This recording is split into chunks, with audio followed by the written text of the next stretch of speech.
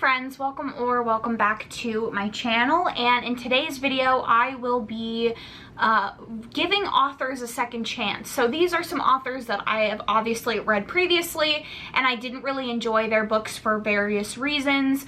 So there are 4 that I'm going to give another shot. These are pretty popular authors that people love and authors that I want to love as well. So I will be giving J.T. Geisinger another chance with Carnal Urges.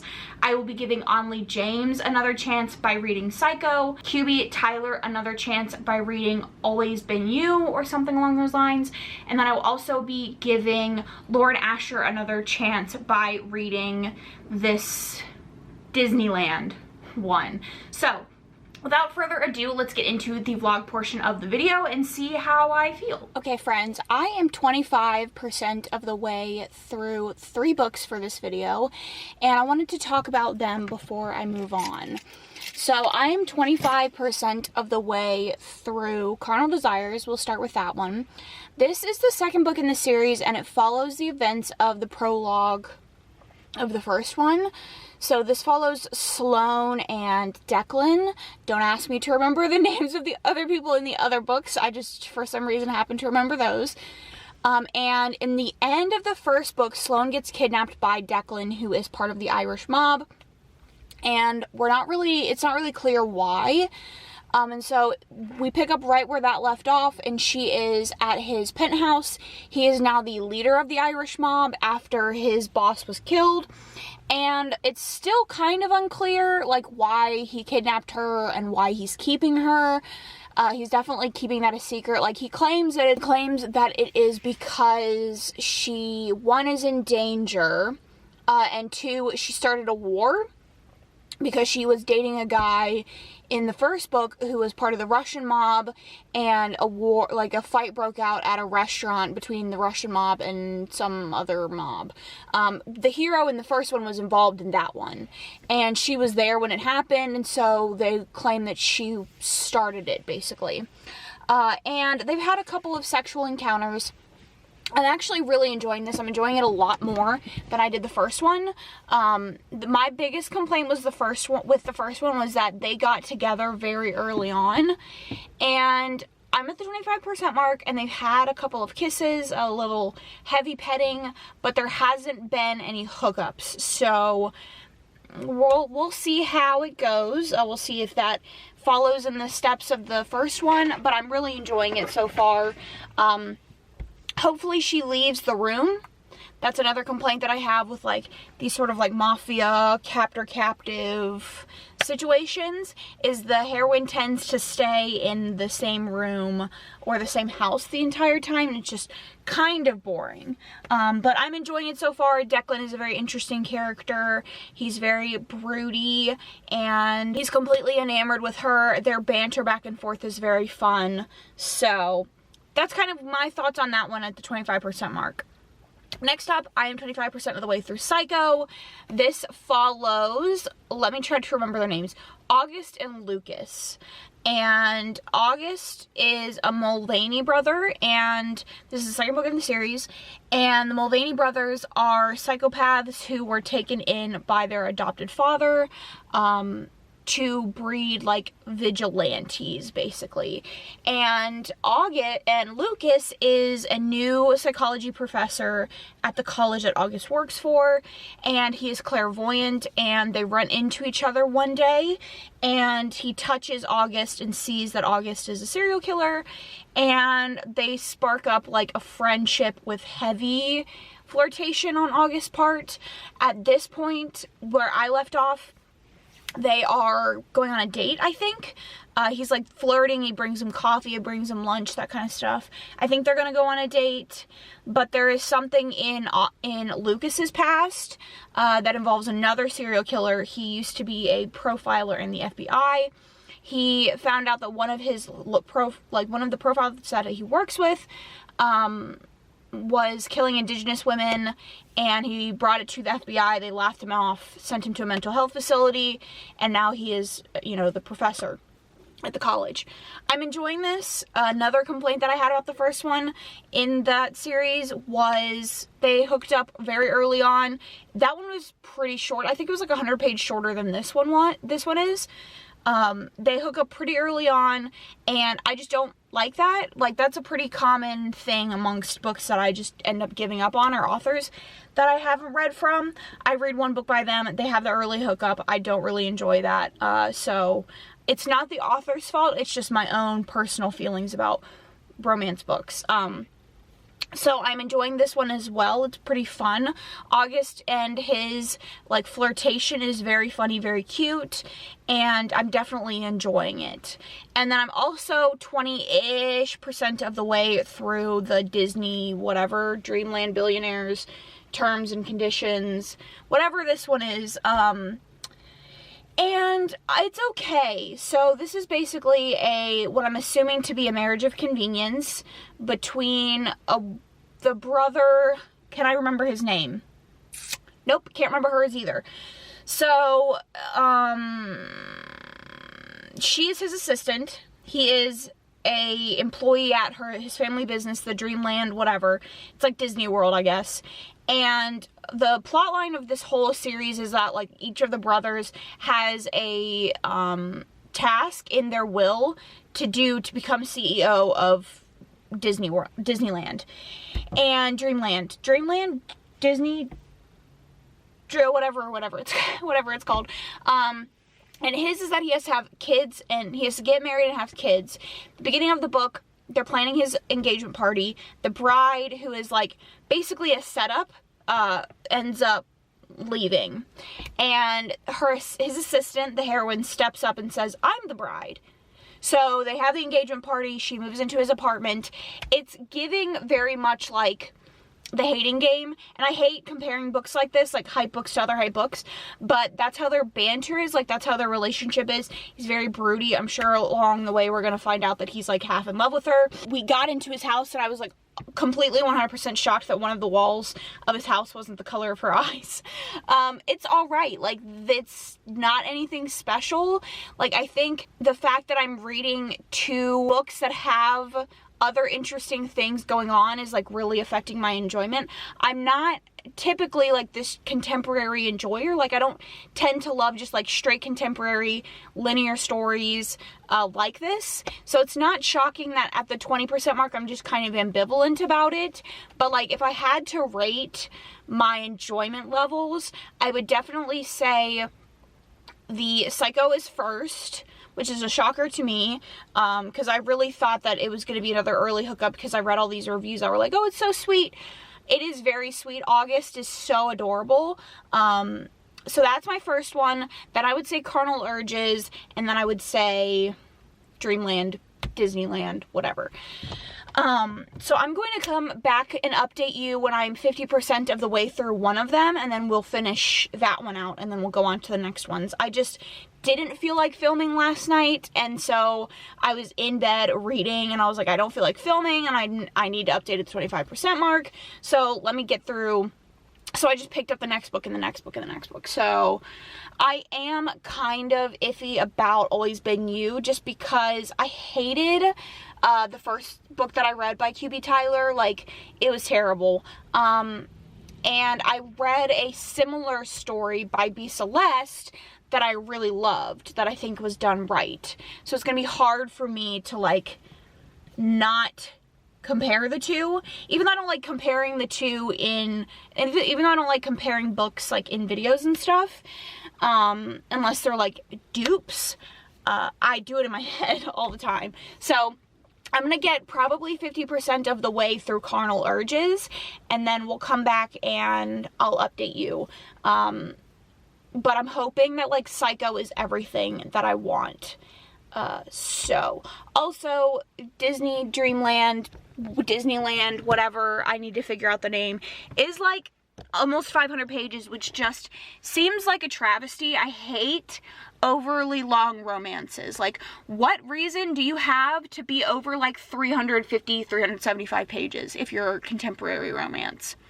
I don't see one. So I'm gonna come back to you when I'm 50% of the way through one of them, probably Carnal Urges, and we'll see how it's going. So you know how I said that I was going to update you when I have gotten 50% of the way through one book and we were going to continue with it? Well, I lied.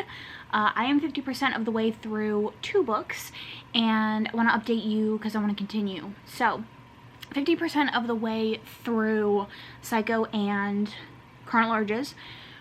We left off with intimate scenes for both of them, like both couples in both books, and I'm still enjoying both of them as much as I was. So Carnal Urges, Declan is very surprisingly sweet.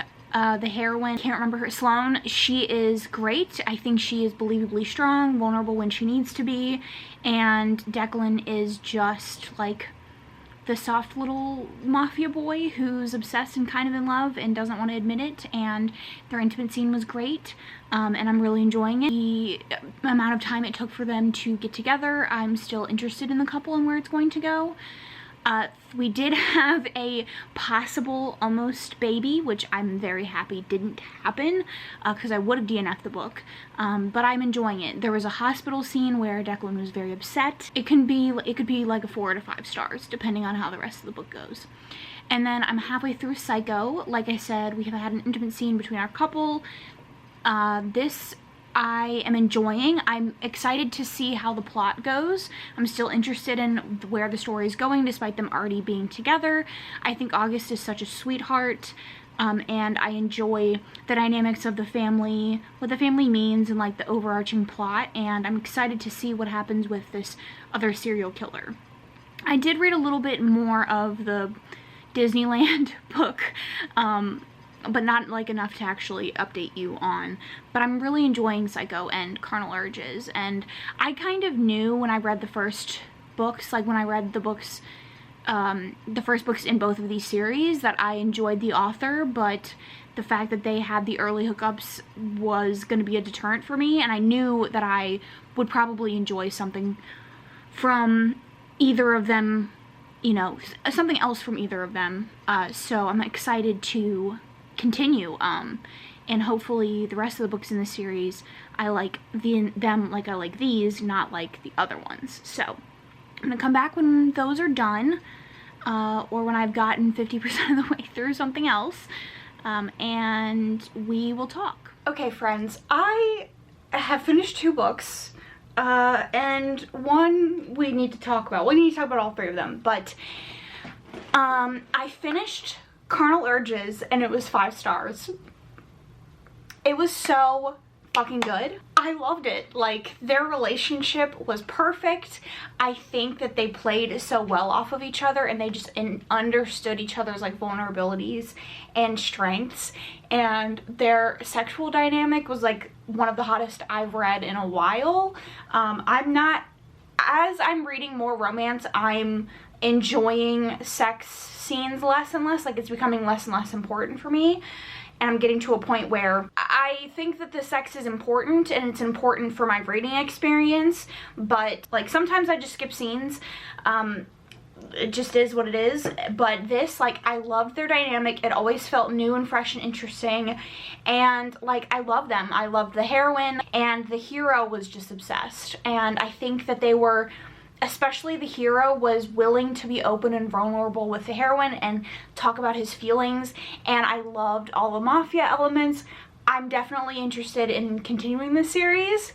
Like, I loved it a whole lot, and I think that their relationship is just so cute and perfect, and I will like insert some highlights of some things that they said to each other that I loved so much, that I highlighted on my Kindle. But I then finished Psycho, and I gave this 3 stars just like I did the first one, and I kind of had the same issue where I didn't care about their the sexual aspect of their relationship. They got together at the 50% mark, like I said, and I didn't think it would be a big deal, but if you're gonna pop the tension bubble in your relationship, you're gonna have it 50% of the way through. I need the plot to carry the rest of the story, and the rest of the story was literally them hooking up and talking about doing things, but not actually doing anything. So it kind of was not my favorite, and I think I will just skip Onley James going forward. I tend to avoid romances written by women. That's just kind of how it is, and I wanted to try this series because I've heard it's fun, and it's just not really my thing. So I'm going to continue looking for romances written by men. So then we move on to terms and conditions, and I DNF'd this at 33%. I just didn't care. I'm sorry, I didn't care about their relationship. I didn't care about this marriage of convenience. The thing for me is romance is a big lead up, right? It is, the part of it is like you want your couple to get past whatever issues they have, and you're like desperate for those touches, those glances, all of that. And we had those, and I didn't care. Like, I didn't care to see them have sex. I didn't care to see them be in a relationship. And I didn't want to force myself to read the book, when ultimately this is a video about what authors I'm going to be continuing. So even if I got through this book, I was going to end up giving it like a 2-star, which already tells me what I need to know about this author, which is that they're not for me. I read the first one in the Formula 1 romance series. I didn't like it. I gave that one 2 stars. I'm giving this one, if I had finished it, 2 stars. I don't rate DNFs. So I just think Lauren Asher is not really for me. So that's not bad. Like, I wanted to give 4 authors a chance, and I have found one that I definitely will be continuing, 2 of them that I won't be. Hopefully going into the QB Tyler, I will really enjoy her book. The one that I read was the cheating husband one, and I have a video with a very long rant about why I didn't love it, but her angst is good. So I'm interested to see how I feel. I've heard she's a very angsty author. That is like my shit. So going into this one, I'm highly anticipating it. I think it is a step brother or adopted sibling romance, something along those lines. So I'm really hoping I enjoy it, and I have a new angsty author to give a shot, because people eat her shit up, and I want to be one of them. So unfortunately, that is the update I have for you. I will come back to you when I have read X amount of the way through Always Been You, I think is what it's called, and we'll talk. Okay, friends, so I ended up putting down this QB Tyler because they get together like 30% of the way through, and say it with me, yep, I don't like early hookups. I then picked up Love Unexpected, and I gave this 2 stars. This is a stepfather-daughter, and they get together like 2 months after her mom has died. And as I said earlier, not so much into smut anymore. I'm kind of moving past that, just like in my own reading journey, and that's all this is. And like, if I wanted a better, more developed, more emotional, more like soulmate-y age gap forbidden, I would read Birthday Girl. So I think I'm done with QB Tyler. I just don't think she's the author for me. I haven't found a single book that I like by her, so not a bad reading vlog. I found an author that could end up being a new favorite. I've had 1 3-star and 1 5-star from her, so I definitely will be continuing more books in the series, and I know to avoid the other authors in this video. So definitely let me know some JT Geisinger recommendations down in the comments. I would love to add some to my TBR.